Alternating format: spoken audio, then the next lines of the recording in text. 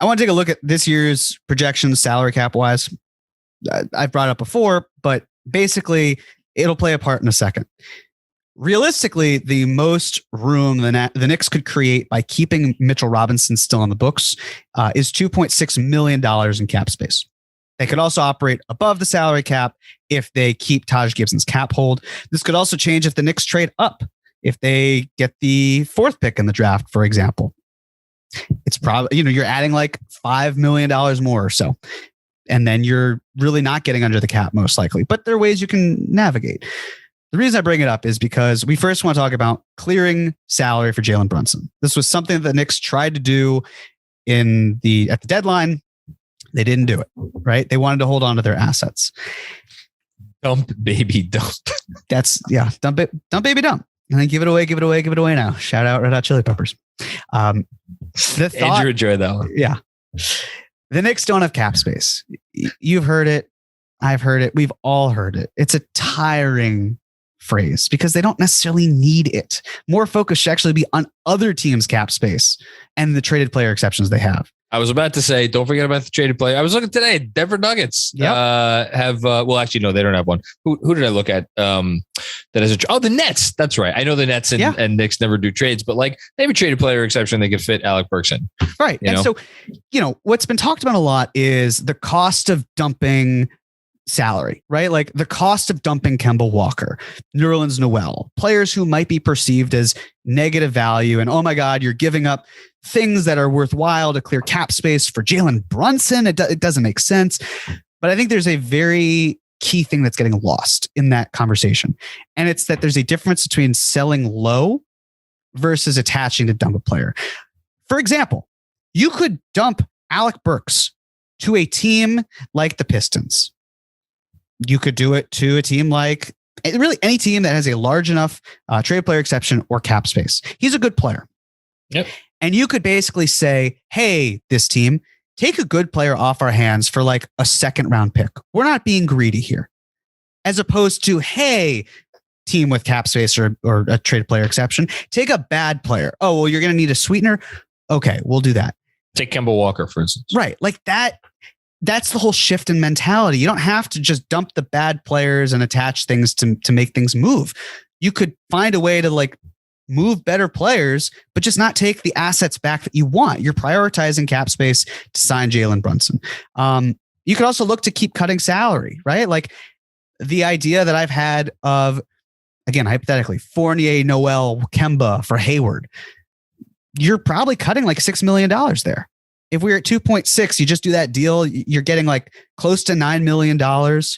You're a stone's throw away. Like if you can find a team that wants Derrick Rose, I saw recently, whether this is true or not, I don't know. The Thunder are looking for a veteran type player. They have too many picks. They're trying to float 30 and 34 in some way. They're well under the salary cap entering draft night. Is he the type of player that they want? Maybe, maybe not. But the point is, if you can make that type of deal, then you're clearing cap space and you're also not necessarily getting as much for him as you. I mean, don't get me wrong, 30 and 34, that would be a nice haul for a player like Derrick Rose and no salary return. The point I'm making is there are different ways around it where you don't just have to pay to get rid of a bad player. You can pay a different way to get rid of a good player, but you're just accepting less on the back end because you're prioritizing the way to get Brunson. Yeah. And the reason I brought up Denver, they don't have a trade exception, but they are a team, and there are other teams out there like this that have a contract that they would probably rather spend the money elsewhere. Like for Denver, it's JaMychal Green. JaMychal Green has a player option for $8 million next year.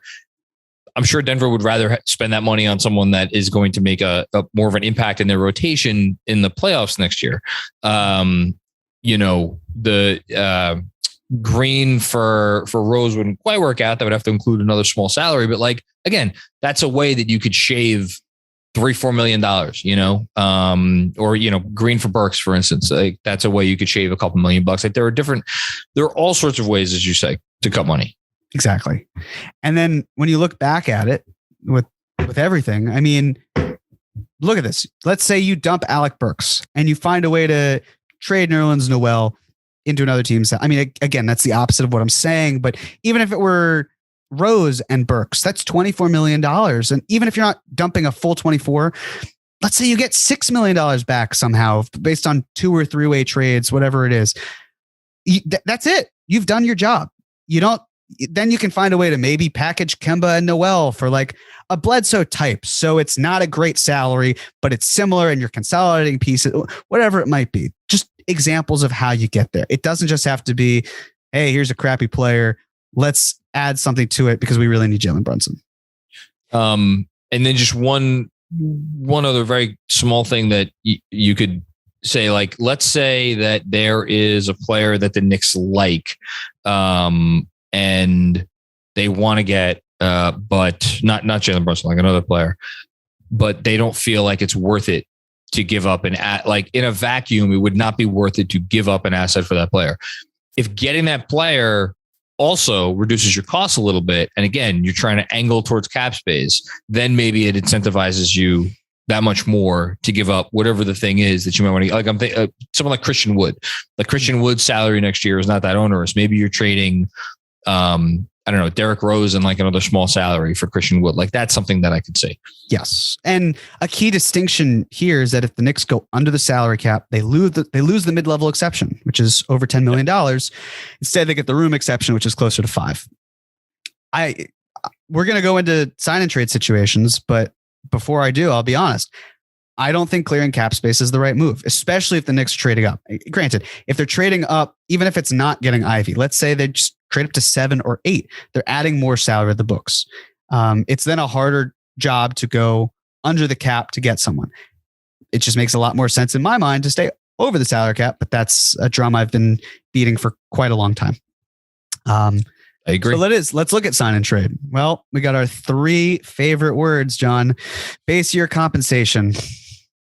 You're new here. I thought every time I think we're out, they pull me back in. Exactly. If you're new here, base year compensation is essentially a way to avoid giving a player who doesn't deserve that much money a lot of money and then instantly trading them for a player making similar money. I actually learned recently that the Mavs were, I think, the reason why base year compensation is in existence, because it had to do with Keith Van Horn and trading him. But here are the rules for base year compensation when you know a player falls under the category or not. Number 1, the team uses full bird or early bird rights to re-sign the player. So anyone who is drafted or essentially they're traded to the team or signed in free agency, but has 2 or 3 years that they've been on the books for. The player's new salary is more than his minimum. The player's new salary is more than a 20% raise of his prior one. And the prior team is over the salary cap, including cap holds after signing the player before the trade. So basically adding the signee's new full salary to the team's books. Let's go back. Number 1, full bird rights for Jalen Brunson. Check. Number 2, the new salary is more than his minimum. Yep. Number 3, the new salary is more than a 20% raise of his previous one. Well, it wasn't a previous raise, but it's more than 20% anyway. So check. And then as we talked about the Mavs financial situation, they're well over the salary cap. They're not going to stop being above the salary cap. So if they sign him, they're still going to be above the salary cap, and then trading him as a result, it still works. Let's talk about hard capped. Hard capping can be confusing. Basically, the Mavs can't go above a certain amount if they are hard capped. And that amount is like $155 million. If they do something that hard caps them and gets them above there, that's the tax apron. They can't go above it at any point. So let's do 3 scenarios. Number 1, the Knicks create cap space and sign Jalen Brunson. The Knicks are not hard capped. The Mavs are not hard capped. The Knicks did not do a sign and trade. Neither did the Mavs. Neither team did the full mid-level exception or more than the tax mid-level exception. And then the third one is neither team would be using the biannual exception. Those are the 3. Okay. No hard capping there. The Knicks sign and trade a player or players under contract for Brunson. The Knicks become hard capped because Brunson's a free agent doing a sign and trade. But the Mavs are not hard capped because the players that they would be receiving were already under contract, which is important because the Mavs can't afford to be hard capped because they would get above the tax apron, which they can't do. And again, just so we're clear, it is not that big of a deal for the Knicks to be hard capped in the upcoming season because they are so far away from the hard cap. So if you're worried about that in the scenario where, again, it's a sign and trade where it's Brunson to the Knicks in exchange for players who are already under contract for the Knicks, in which case the Knicks would be hard capped, not a huge deal. Yes. And the last but not least, again, if the Knicks did a Mitchell Robinson for Brunson sign and trade, a double sign and trade, which is not going to happen. It's not super rare. I think the last time it happened was really D'Angelo Russell and Kevin Durant. The Knicks would be hard capped, which is fine, but the Mavs would be hard capped, which is a problem. Yep. So I have 8 trades. Just go. Oh my God. They're not super complex. I just want to explain the concept of them. Okay. Again, the one we just talked about, Mitchell Robinson and Jalen Brunson. Let's say the Knicks, and some of these numbers are going to be different from situation as just to show the variability. Knicks signed Brunson to a starting salary of $20 million and Mitch is making $12 million. The math doesn't work. Base your compensation aside, that's the gap between the two is too far. So that doesn't work. But if Brunson were making $18 million, spoiler, Brunson's not going to make $18 million, and Mitch is making $13 million, you could actually find a way that it works. The problem is the Mavs get hard capped for the reasons I explained with Mitchell Robinson. It doesn't work. John, as you said, it's not happening. Nope. So we can move past Mitchell Robinson and the Dallas Mavericks. Trade number 2, Evan Fournier, Vive la France.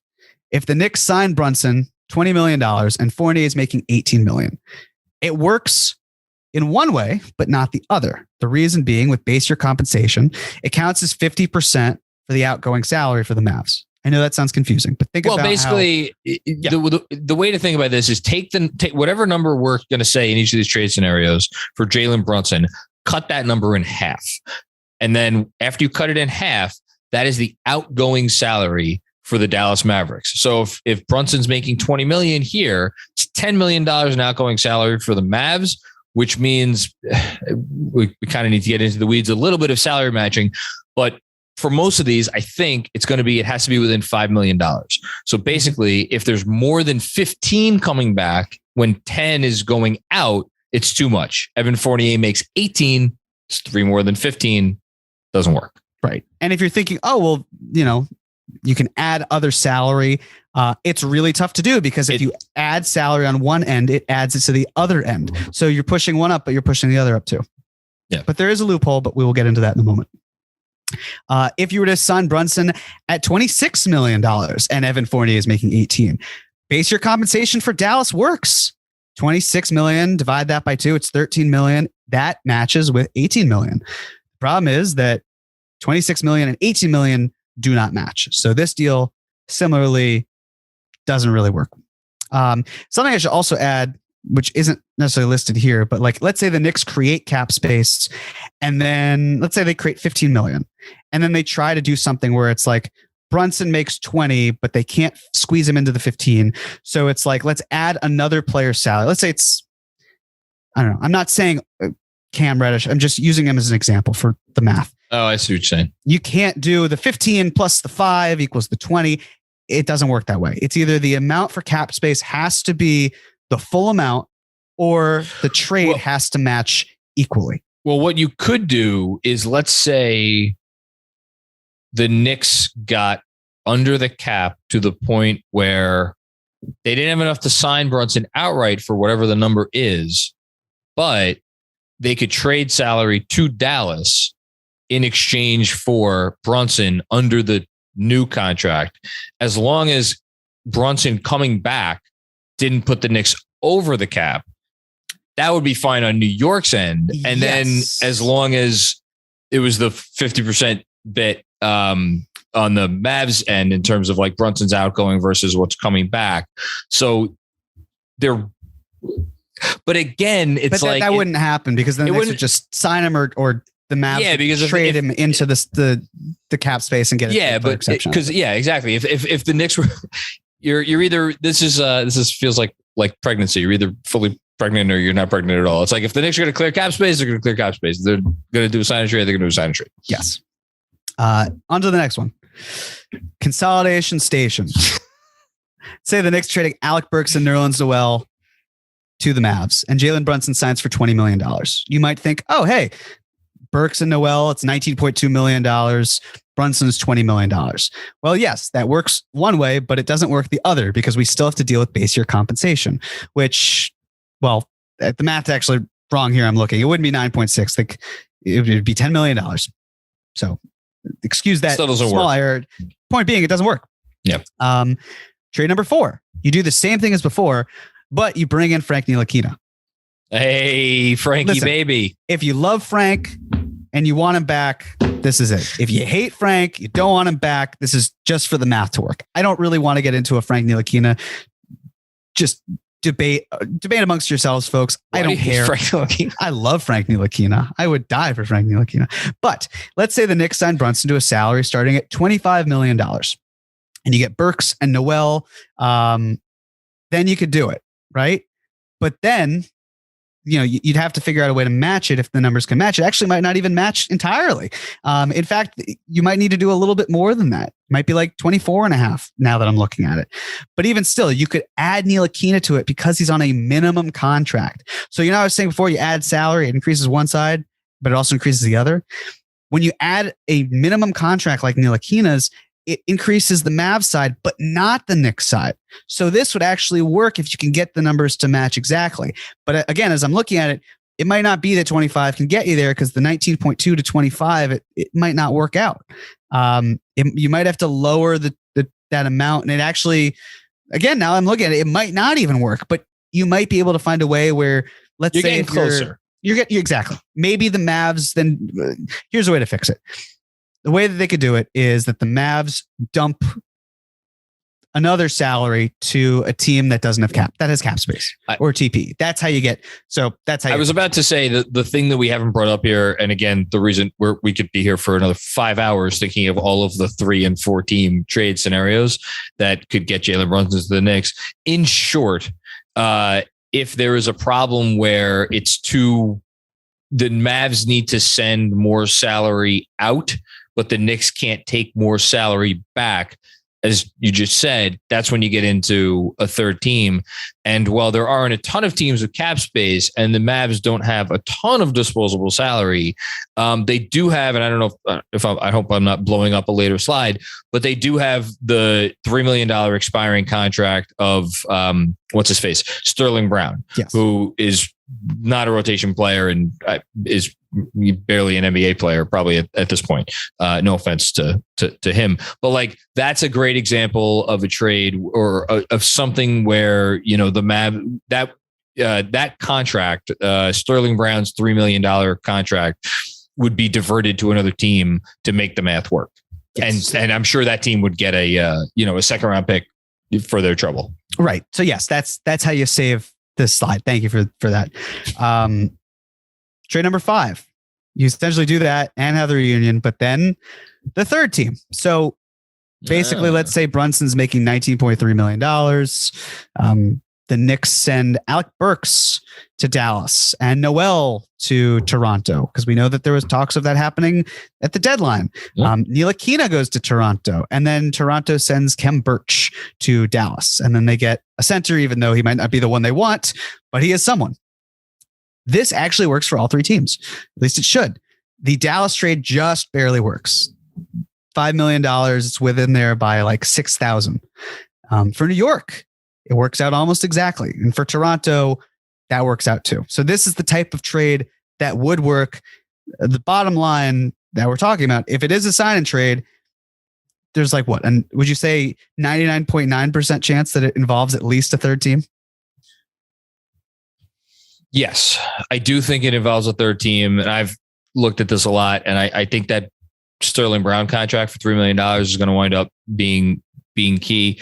The thing with third teams, and if you're looking at this, you could go and construct, again, dozens of trades where you bring in a third team to acquire. I mean, if you really want to get crazy with this stuff and really get into the math, you could do it. I've done it. The problem when you bring in a third team is that third team is going to want something for their trouble, and they're going to want more than seems fair. Recall the Knicks for taking on, Ed Davis? Yes. Ed Davis's piddly little, $5 million salary? So 3, It was nothing. It was a nothing salary. So they got 2 second round picks for that, because guess what? Utah needed to move it, and there weren't a lot of teams with space, and the Knicks were there. So you could find again. Yeah, right. Got a third second round pick by being the middleman, which is astounding. Great job, Brock Aller. The point is that like if you get a third team involved, it's going to be costly. And look, the Knicks have a bunch of extra second round picks. Like they will toss some of these things around if it means ending up with Jalen Brunson. But you also, and we haven't really gotten to this yet, but it should be implied, you also need to talk about the cost of doing business with Dallas. Yep. We'll get there. Which is a whole nother issue. Yes. Trade number 6. Every rose has its thorn. I love these names. It's great. Sign and trade Derrick Rose. Let's say Brunson's making $21 million. Rose is earning a little over 14.5. Matches on one end, but it doesn't match on the other. Matches for Dallas, but not New York. Trade number 7. Every rose has its thorn, and Burks, baby Burks. It's Derrick Rose and Alec Burks. Let's say Brunson signed for $21 million. You got Rose is 14.5 and Burks is a little over 10. So that would be 25 million. And you think that should work. But again, matches on one end, doesn't match on the other. Which brings us to trade 8, which is every rose has its thorn, Burks, baby Burks, and a twist. So let's say Brunson's making $25 million. He goes to the Knicks. Rose goes to Dallas. Burks goes to a team with cap space or a traded player exception. Base your compensation as a result. 25 divided by 2 is 12.5. The math here should work. Dallas sends out $12.5 million from the cap perspective. They get 14.5 back with Rose. The Knicks send out $24.5 million and they get 25 million back. And the team that is cap space or trade player exception, they don't have to send anything back. But they could take in 10 million. Now they'll have to send, by anything I mean salary commitment. They could trade the rights to an international player that they have. They could trade a heavily protected second round pick. They could do something. You could even add a fourth team. Like, let's say the Kings and the Pistons get involved. The Pistons are the team with cap space, and the Kings want to get rid of Richaun Holmes. Maybe they dump Richaun Holmes into Detroit's cap space and even get a trade player exception. Well, no, they probably wouldn't, because then they'd take Alec Burks, who maybe he helps them more than need be. And you then could make all this work. Maybe the Jazz decide to trade Rudy Gobert, and instead of getting, one piece back in return, because they probably won't, let's say they get 2 starting caliber rotation pieces. They need a backup 5. They have a traded player exception. Nerlens Noel fits right in. Maybe they actually say, we need someone. We're not going to get anyone because we're Utah. Our best option right now is Hassan Whiteside, who's not a starting caliber player. Nerlens Noel might not be either, but at least he led a team not too long ago, or at least was the starting 5 when Mitchell Robinson went down, for a team that made the playoffs. And you're telling me we could just get Nerlens Noel for like practically nothing, and it's a 1-year trial? That's something that could appeal to another team. So it's about, or, again, if they view him as a negative asset, but still technically see him as a way of helping them, maybe they say, yeah, we'll take Nerlens Noel on a second round pick because we have to take it on, and, you're burdening us. But secretly, they also maybe need the depth at the 5, because Udoka Azubuike hasn't been a good option for them either. So all sorts of things that could go around here. But it's why I think, again, if you're getting Brunson, we talked about Derrick Rose, moving him out is the perfect piece. It doesn't have to be Alec Burks as the other math to make the math work. Well, it could be Kemba. It could be Noel. It could be, those are probably the extent of it. But that's the blueprint for it. Yeah. And we should say briefly, it could be Cam Reddish. And that's notable because with 25, if you have Brunson at 25, Rose and Cam works because you're just over 21. You could actually, at that point, you could actually sign Brunson to even more. You could sign him to 26, 27, 28. I'm not saying that they should do that, but you have some flexibility here. This is the trade. Full stop. This is the trade. Rose goes to Dallas. Some other piece goes to some other third team.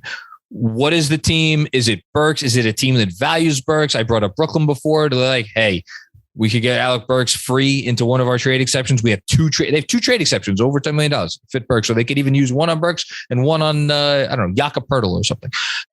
Whatever. I think there's probably a team out there that would want Burks. I'm sure the Knicks would toss the second round pick to that team. Here, take a second and take Alec Burks. May not even need to do that. You may not need to. And if they're really running into a problem there and teams are just demanding picks left and right, at that point, that's when the Knicks turn around and say, you know what? If we're giving up the pick, you're not getting Burks. You're going to take Kemba or you're going to take Noel. Maybe there's a team out there who values Cam, whatever. That's not the, I'm not worried about that part of it because the order of operations here, to me at least, and this is just my supposition, is that it's one, Jalen Brunson decides he comes to the Knicks. Okay. Two, Jalen Brunson tells Dallas he wants to come to the Knicks, and then the Mavs at that point are like, okay, do we dare New York to go free at this cap space, or do we work with New York? And that's when I think if they're looking at a possibility, and last thing I'll say, I'll turn it back to you, is of getting Derrick Rose. And I think the Knicks, and you may disagree with me vehemently on this, but I will say, I think if they could get Derrick Rose and their own first round pick back, I think the Knicks would pay that. I think the Knicks would give them their pick back, and I think they would give them Derrick Rose in order to sign Jalen Brunson to this deal, and then they work out the third team stuff later. And I think if you're Dallas and you're like, wait a minute, we could get our own draft pick and we get Derrick Rose, who when he's healthy, he's a pretty good player, or we could dare New York to go free at the cap space when our guy already wants to go there and he's probably 1 foot out the door. Like, to me, it's done already. So it doesn't help Dallas if they don't want to cooperate with the Knicks. We know that that's what they're. No, it doesn't help them. Like, it's cutting off your nose to spite your face. And Mark Cuban can say whatever the fuck he wants about this. 100%. I don't care. Why would you not say it? That's the other thing. Yeah, why would you say we'll work with another team if they want? Like, that's like saying, hey, if I don't want anyone to sleep with my girlfriend, but if they do, like, I'm cool with it. Like, it's not. No, like, that's not. No one would say that. Well, actually, I should say no one. Some person might, but that's the philosophy I went to. You can have your hands in your face. I don't care. I went with it. Jackie Kennedy never said that. No, he did not. No, she did not. Sorry. Yeah. The Mavs want to work with the Knicks if Brunson's gone, because then they call the Knicks bluff, right? Yeah. And the Knicks say, okay, I guess we're dumping salary. Like, fine, we'll do it. And then we'll just sign Jalen Brunson. And then the Mavs lose Brunson for nothing, because then the Mavs will be like, oh, well, what if we sign and trade Brunson into your cap space? And let's say, I don't know, $23 million. Could be any amount, but let's just say that. The Knicks would say, no, why would we work with you after you didn't work with us? And then the Mavs lose Jalen Brunson for nothing. It hurts the Knicks, but it's like, why would you hurt the other team and hurt yourself when you could help yourself help the other team, or help the other team help yourself? And like, again, we've kind of gotten into this before. We don't need to go do a big thing, but like, let's just say, for argument's sake, Mark Cuban was, whatever reason, again, this is not going to happen, was like, no, we're not dealing with you. Okay, fine. If you're the Knicks at that point, can you find a team that is willing to take on Derrick Rose and the first round pick, and then find another team which they're already doing in this scenario, to take on probably Alec Burks and something else, or take on, at that point, it would probably need to be, it couldn't be Cam, because you'd need to open up the more space. It would have to be Burks and that. But again, that's your challenge if you're the Knicks. Can you find a team willing to take on the stuff, and what is it going to cost you? And I don't think it would cost that much more than I think they'd be willing to give Dallas to facilitate the sign and trade, which is what this all comes back to. But it goes back to what I was saying as well, which is that if you trade a player that has value to a team with cap space that can take on that player, like if you're a small market team like Indiana, and you don't feel like you're going to get a player that's as good as Alec Burks in free agency. No. You're telling me that it would cost an asset to dump him there? Like, I don't see the Pacers being like, oh, wow, well, the Mavs have you over a barrel, so we're going to put you over a barrel too.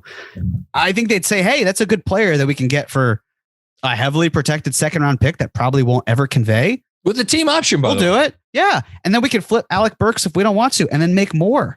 And we can be what the Knicks were when it was Ed Davis, but on a greater scale. Similar with Derrick Rose, it's just about taking less of the proceeds versus paying to get rid of someone. That's why it comes down to, does Jalen Brunson want to be a Knick? If Jalen Brunson wants to be a Knick, you forget about all this other nonsense. He's going to be a Knick. They're going to figure out a way for him to, if the Knicks want him bad enough, which I think we assume that they do, but that's the other part of it. Yeah. And so some of you might be wondering, why did I use $25 million? Well, again, you're probably thinking, well, 4 years, $100 million, 25 times 4 is 100. The contract may not even be structured that way. The reason I've been using 25, and it's my preference, is because you can then do a descending contract, which is why also you would probably want to go the sign and trade route, because if you open up cap space, you'd have to open up $25 million of cap space. But even still, right? Like, this creates more flexibility down the line, specifically when the cap is expected to spike in 2025 with the new TV deal. If you have a contract starting at $25 million and you have 5% decreasing or descending raises, that's 4 years and $92.5 million. Essentially, if you were to offer someone that same $92.5 million with ascending raises of 5%, it'd be a starting salary of $21.5 million. And what's more, we talked earlier, I believe the amount was 91.2 of the 6 players six contracts that I highlighted. That's really not that far away from 92.5. I mean, we're basically talking about a difference of $400,000 a season, give or take, on average. It's really not a lot. And the last thing before I turn it over to you, the Galaxy Brain move that I have yet to see people include, for reasons I will explain in a moment, is that if the Knicks do not deal the Dallas pick, and the Mavs become a worse team as a result, their pick is going to accrue in value. And that's something important, because as the West gets better and as the East improves, then you basically have the Mavs who could be taking a step back. And suddenly, I'm not saying the 20th pick is incredibly valuable, but it's something. It's something to keep in mind. But I'll turn it over to you again. No, I think it's fair. The only thing I was going to say is, we were talking earlier about that 100 million number kind of sticking in some Knicks fans' craw or whatever. I wonder if that number is important to Jalen. And if it is, you wouldn't need to augment your numbers by that much. For instance, you could have Jalen's salary starting probably 26 and change, and with the 5% decreases, and still get to 100. So again, maybe he doesn't care about that. I don't know. But just throwing that out there. Yeah. So have you ever heard of one red paperclip? I feel like I should know what this is, but I do. So, Andrew's shaking his head too, so I don't feel so bad. So the whole philosophy comes from in the early aughts. For those of you who don't know what that is, the early 2000s. There was someone who basically described how he turned a red paperclip that he had into buying a house. And the way that he did it was he essentially traded every single time. He traded up and up and up until he got something that was valuable enough. It was a part in a movie, and then traded that to someone for a house in Canada. And I think that is the example for how, if you're the Knicks, you can operate, right? So Leon Rose and this front office started out with Dennis Smith Jr., and they had a 2nd round pick that was from the Hornets. And they consolidated that into Derrick Rose. And now I'm suggesting Derrick Rose and, again, let's say it's Alec Burks, some sort of salary filler, turns into Jalen Brunson. Then you could potentially turn Jalen Brunson into something else. It doesn't mean you will. It doesn't mean you do, but you could. And it's that whole philosophy where it's like, can we look back and trace the lineage where we basically went from the Knicks taking Dennis Smith Jr., a 2nd round pick, to trading, like the value add and everything? Does it get you a star? Because if that's incredible. If it even gets you a starting caliber player who's better than Jalen Brunson, you've done your job. You've done a great job. That's just something that I want fans to kind of keep in mind, that I said it's about the building. This is the example of how it's about building. You're taking something that feels worthless, and Dennis Smith Jr. and that 2nd round pick were essentially worthless. And you turn it into something of value, and you're turning that value into better value. And you're consolidating your logjam, which is another issue, which we didn't even really mention, into something like this. That's the other part of this, right? Is as of right now, again, putting the Emmanuel Quickly discussion aside, and apologies also, I should have said to any of the Deuce McBride fans out there, Deuce McBride is not going to be the starting point guard of the 2022-23 New York Knicks. Why do I hate Deuce McBride? I know, Andrew. I know. The Knicks don't currently have their starting point guard on the roster. I don't think at least they feel that they do. So when you're talking about paying money for Jalen Brunson, when you're talking about trading assets for you're not going to see a significant, part of your to-do list out here. Again, this is one way to go. There are other ways to go, but considering where their needs lie, it makes sense from that perspective as well.